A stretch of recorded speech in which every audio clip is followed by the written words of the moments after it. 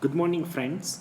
Myself Kedar Badeka, and today I am taking your 41 lecture of quality engineering, and this is the last lecture of quality engineering as per the syllabus, and uh, your 41 lecture series, which is available at my YouTube channels, so you can watch these all lectures anytime whenever you get the times. After taking these lectures, I will declare my completions of the GTU syllabus with the 41 lecture series. Still, anytime if you are getting any kind of the troubles with the syllabus, you have any kind of the doubts, queries regarding the syllabus, and so anytime you can contact me through the WhatsApps, through the call, etc. And for the GTU examinations, you have to prepare with the assignment whatever you are written with every chapters. If you are focusing on that, I will definitely give you surety you will never find any kind of the hesitations during the examinations. So let's start the final discussions of this chapter discussions of the quality engineering, which is about measuring and improving the service quality. So this topic we already discussed in the last lectures, and basically during that lecture we are majorly focusing on how to measure the service qualities, right? So there are the two kind of the techniques for measuring the quality, which is the soft end techniques and the hard techniques. So these are the basic things which we are discussed in the previous series of the lectures, and our today's major focus, which is on the how we can improve the service quality with using different kind of the techniques. So let's start the discussions over it. So there are the tools which is used to analyze or addresses the service quality problems. ये काफ़ी ऐसे tools हैं जो जो हमारे problems है which is regarding the service quality, उसको analyse करने में, उसको एड्रेस करने में, सर्विस क्वालिटी को, उस प्रॉब्लम को एड्रेस करने में यूज़ होते हैं. जैसे फर्स्ट अपने पास एक ऑप्शन है which is the fishbone diagram. तो ये एक तरीके से कोज एंड अफेक्ट डायग्राम्स हैं which is to use to identify the potential causes of the problem, जिससे हम एक तरीके से आइडेंटिफाई कर सकते हैं कि जो भी पोटेंशियल कोजेज है उसको आइडेंटिफाई कर सकते हैं. Second which is about the Pareto charts. So दूसरा जो हमारे पास जो डायग्राम है वो है पैरेटो चार्ट्स. अब पैरेटो चार्ट किस लिए यूज़ होता है और किस तरीके से यूज़ होता है? So it is used for separating the trivial from the importance. तो एक तरीके से ये सेपरेट करता है जो ट्राइवल्स है फ्रॉम द इम्पोर्टेंस अपने पास है, उसमें से कुछ चीज़ें छानने के लिए ऐसे पैरेटोग्राम चार्ट जो है यूज़ होता है. Often the majorities of the problem is caused by the minorities of the causes. ये इसका एक तरीके से 80%, जैसे मैं बताऊँ ना, 80% of the problem which is created with the only 20% of the minority causes, right? तो ये चीज़ हम भी काफ़ी टाइम पे फिल कर चुके हैं कि ज़्यादातर जो प्रॉब्लम्स जो बड़े बड़े प्रॉब्लम्स क्रिएट होते हैं उसके पीछे का जो रीज़न होता है ना, वो एक छोटा सा मामूली रीज़न की वजह से ऐसे बड़े बड़े प्रॉब्लम्स जो है वो majorities of the problems, right, 80% of the problems which is generated with the only the 20% of the minorities of the causes, उसके पीछे का जो रीजंस होते हैं वो सिर्फ 20% के आजू बाजू रहते हैं. Next which is the blue printing. So it is the techniques of the visualisations of the service delivery, identifying the points where the failures are most likely to occurs, जहाँ पे फेलियर्स जो है वो डेवलप्ड होते हैं. तो ये एक तरीके से एक विजुअलाइजेशंस करने वाली विजुअलाइजेशंस करती है बेसिकली ये टेक्निक्स जो सर्विस क्वालिटी है अपनी. तो इससे एक जहाँ पे हम लोग एक कुछ ऐसे पिन पॉइंट जो है वो आइडेंटिफाई कर सकते हैं जहाँ पे फेलियर होने के सबसे ज़्यादा चांसेस होते हैं. Then the different tools are also there for analyzing or addressing the service quality problem, which is the TQM techniques, then the ISO 9000. So ISO 9000, which is also help to comprises the requirements, definitions, guidelines, and related standards to provide an independent assessments and the clarifications of the firm's quality management systems. Next, which is the Malcolm Baldrige model, which is applied to the service. So, which is also used to promote the best practices in the quality management and recognizing and publicizing the quality achievements among the US firms. Next, which is about the Six Sigma. So Six Sigma is a statistical techniques. Only with using this kind of the techniques we can find that only with using these techniques the 3.4 defect is generated from the per millions of the part manufacturing. So he evolved from a defect reductions approaches to an overall business improvement approach. तो ये जो six sigma वाला जो approach है वो एक defect reductions approach के तौर पे हम लोग जो है वो इंडस्ट्रीज़ के अंदर इसको यूज़ करते हैं, जिससे एक बिजनेस इम्प्रूवमेंट अप्रोचेस जो है वो हमारे फील्ड के अंदर जो है वो जनरेट हो सके. So there is a first technique which is about the cause and effect diagram. So suppose you have delayed departures, right. एक तरीके से हमारी फ़्लाइट जो है उसका डिपार्चर जो है वो डिले हो रहा है, तो उसके पीछे के जो बड़े बड़े मेजर रीजंस जो है वो क्या हो सकते हैं. तो कि फैसिलिटीज़ इक्विपमेंट्स नहीं है, then the front stage personnels नहीं है, वहाँ पे कुछ ऐसी प्रोसीजर की अभाव है वहाँ पे, इसलिए ये चीज़ हो रहा है. Then the customers and the other causes which is arrive at the oversized base, right.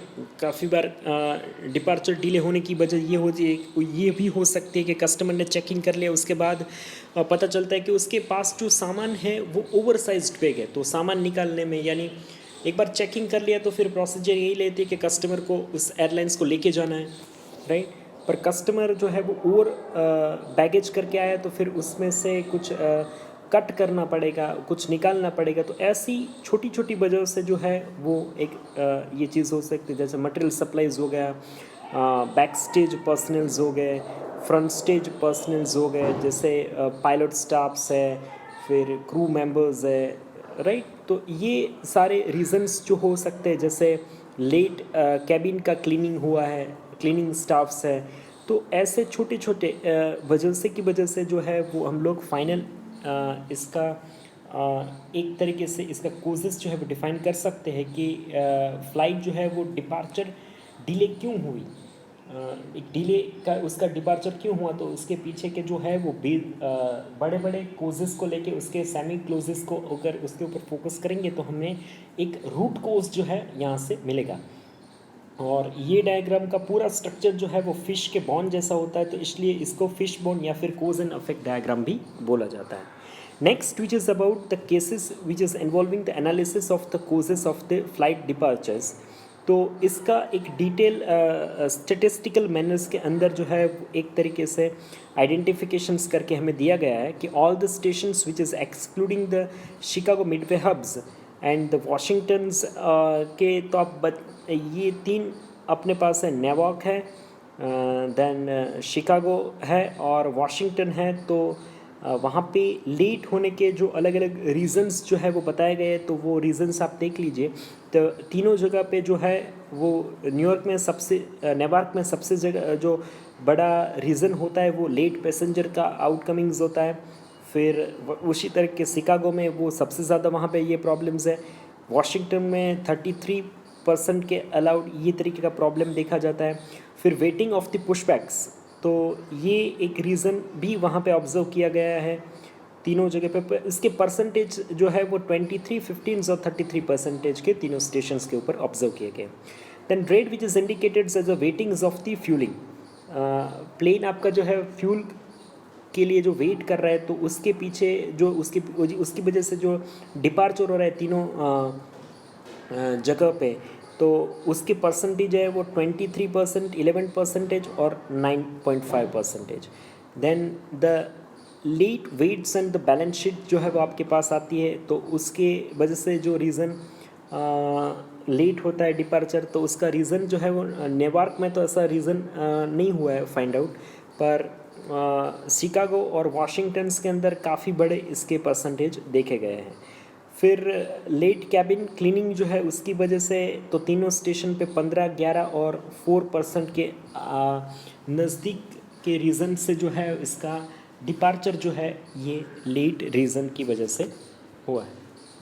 So now the another method which is about the blueprinting. So the blueprinting which is used as depict the sequence of the front stage interactions which is experienced by customers plus supporting backstage activities, which is used to identify the potential footprints where the failures are mostly likely to be appears, which is shows how the failures at one point is may have a ripple effect later.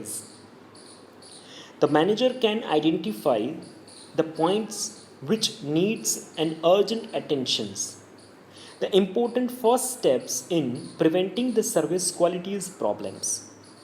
So next methods of the improving the service quality which is regarding the Six Sigma. So Six Sigma, this concept is basically working on the methodologies of the DMAIC cycles. So define, measure, analysis, improves and controls. And with using this concept we can improve our service qualities or service processes. So the process improvements and process design and redesign. So in the define, first we have to identify the problem, define the requirements and set the goals, where in the we only talking which is regarding the process improvement. Parallel same likewise you can also object the project designs and the redesigning. So in the measures you have to validate the problems and the processes, what is the major influence in the problems or the process. Then we have to refine the problem goals and measure the key steps which is the inputs. Now in the analysis, we have to develop a causal hypothesis, then identify the root causes. Next, which is about to validate the hypothesis. In the improvements, that is a developed, you have to develop some ideas to measure the root causes. आपको कुछ ऐसे ideas जो है वो find out करने हैं कि जिससे हम एक root causes तक पहुंच पाएँ. Then we have to test that solutions and we have to measure that results. And last, which is about the control.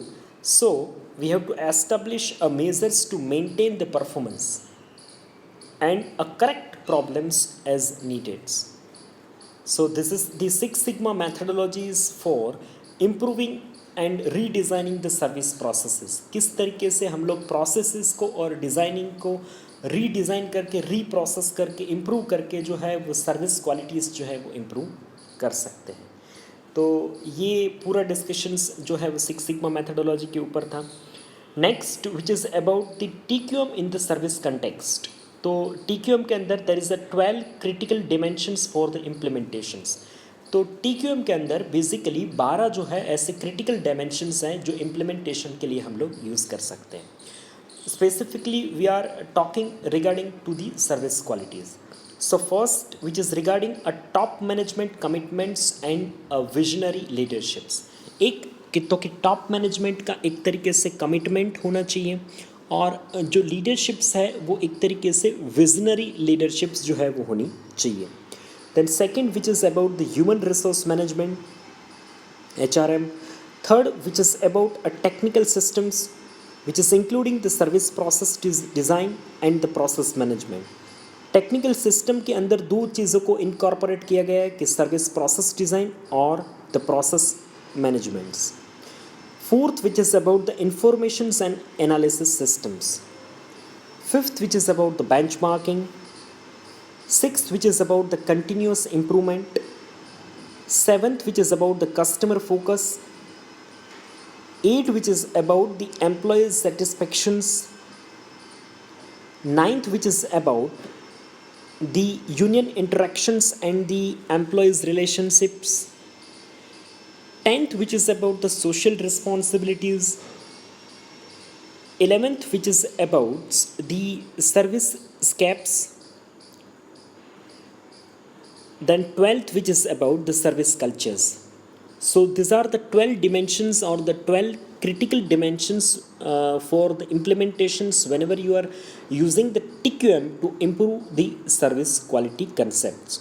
तो TQM वाला concept जो है वो किस तरीके से सर्विस क्वालिटी इम्प्रूव कर सके, उस कंटेक्स्ट में TQM ने जो है वो सर्विस क्वालिटी इम्प्रूव करने के लिए हमें 12 जो है वो डायमेंशंस, 12 क्रिटिकल डायमेंशंस हमें इम्प्लीमेंटेशंस करने के लिए बोले हैं. अगर हम ये टेक्निक जो है वो यूटिलाइज़ करेंगे, फिर इसको यूज़ करने की कोशिश करेंगे, तो डेफिनेटली हम इसके इम्प्लीमेंटेशन से अपनी सर्विस क्वालिटी को इम्प्रूव कर सकते हैं.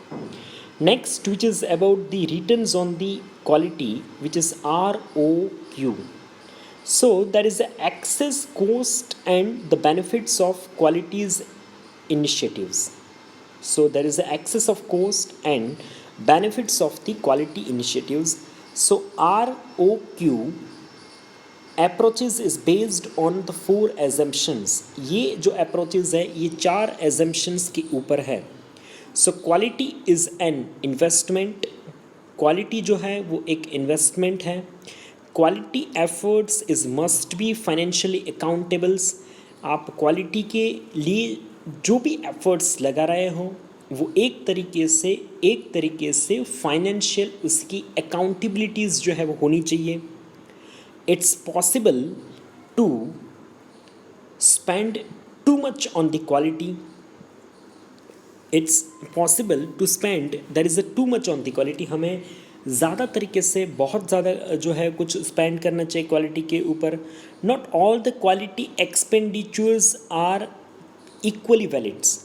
ये ज़रूरी नहीं है कि सारे क्वालिटी एक्सपेंडिचर्स जो है वो इक्वली हम लोग उसको वैलिड कर पाए. Next, which is the implications. So a quality improvement effort is may benefits from being related to productivity improvement programmes. To determine the feasibility of new quality improvement efforts, first of all we have to determine the cost and then which is related to the anticipated to the customer responses. So our major focus is with using on the returns on the quality is ROQ. So in the implications, the quality improvement effort is maybe benefits from being related to the productivity improvement program. तो ये quality improvement effort जो है वो एक तरीके से productivity improvement के साथ जो है वो हमें ज़्यादा बेनिफिट दे सकते हैं. To determine the feasibility of the new quality improvement efforts, हमें अगर एक तरीके से नए क्वालिटी इम्प्रूवमेंट के एफर्ट्स को अगर इसकी फिजिबिलिटी चेक करना है तो we have to determine the cost and then which is relates to anticipated the customer response. तो एक तो पहले हमें कोस्ट के ऊपर थोड़ा फोकस करना पड़ेगा, और दूसरी चीज़ जो बाहर निकल के आती है which is the anticipated on the customer satisfactions और कस्टमर रिस्पॉन्स. हमें दूसरा चीज़ फोकस के ऊपर रखना पड़ेगा एक तरीके से हमारा कि कस्टमर का रिस्पॉन्स क्या है. Now the determine the optimal levels of the reliabilities. So dimensionings the return sets is as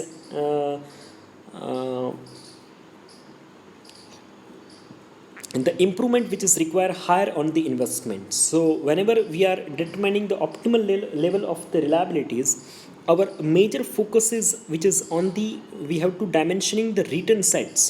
हमें किसी तरीके से जो set of returns है वो एक तरीके से उसको dimensions करना पड़ेगा as the improvement which is require the higher investment.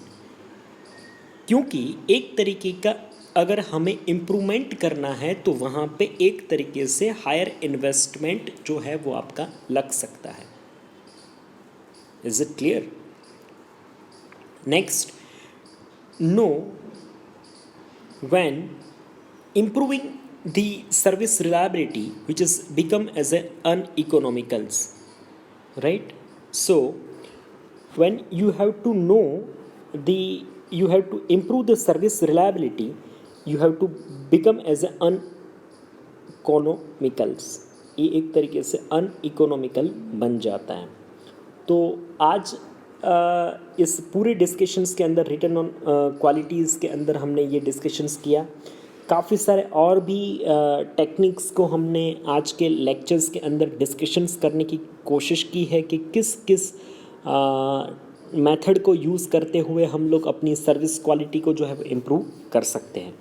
और इस टॉपिक के साथ आपका जो है वो GTU सिलेबस जो है यहाँ पे कंप्लीट इस लेक्चर के साथ हो रहा है.